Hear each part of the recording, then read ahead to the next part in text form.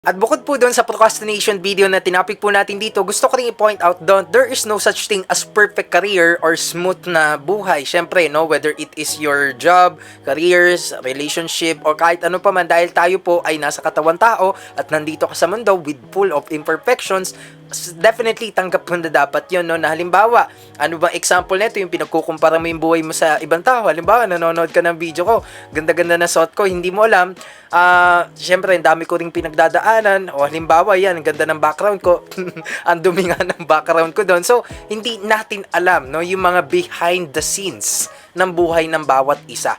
So, kaya ako pag minsan, ganyan din naisip ko, what if kaya ako na lang si ganito, 'di ba? Wala nang estudyante trader. Wala nang magtuturo sa inyo ng mga ganyan, sa magi-inspire, magmo-motivate sa mga estudyante. So, ang pino-point out ko lang ay wag nating kumpara yung buhay natin sa iba. Syempre, may iba't ibang mga factors and causes po yun, bakit ano yun yung buhay nila ngayon.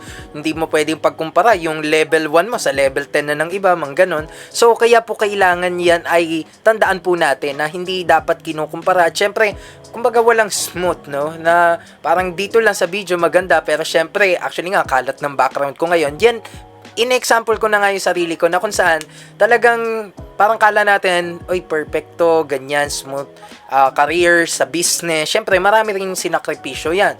Marami ring mga pinagdaanan yan. Diba? Marami ring talagang pinut na hard work and effort and time and dedication, lahat-lahat na po pagdating po sa mga successful na ngayon. Ako, di pa ako gano'n ka-successful, pero may progress. Pero ang point ko, ay ako pa nga lang, hirap na ngayon talagang lumevel up eh. Paano pa kaya yung mga nagsisimula at yung mga nasa taas, kailangan nilang i-maintain yun kung ano man success na meron sila ngayon. Kaya yun yung gusto kong i-point out dito na talagang akala nyo, no, perfect na yung buhay neto, ganyan, or may talagang perfect or smooth na yung mga transitions sa mga career natin. Hindi talaga, no? It's because, syempre, tao ka, nasa mundo ka, na kung saan talagang ganyan talaga, 'di ba? Magulo talaga. So, kailangan mo lang dito mag-survive araw-araw, mag-progress araw-araw, mag-improve araw-araw as a person, as a son, as a daughter. Syempre, no, 'yan ang pinaka-goal natin, no.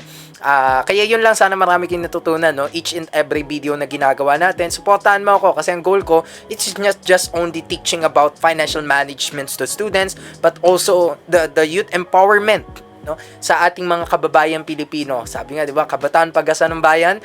Totoo pa ba yun? Kayo na po ang bahalang sumagot. Pero sa akin, totoo pa rin naman. Syempre, marami pa rin namang kabataan ang progresibo sa panahon po natin ngayon, no? So, yun naman po, the Estudyante Trader here, no? Napakagandang vlog po.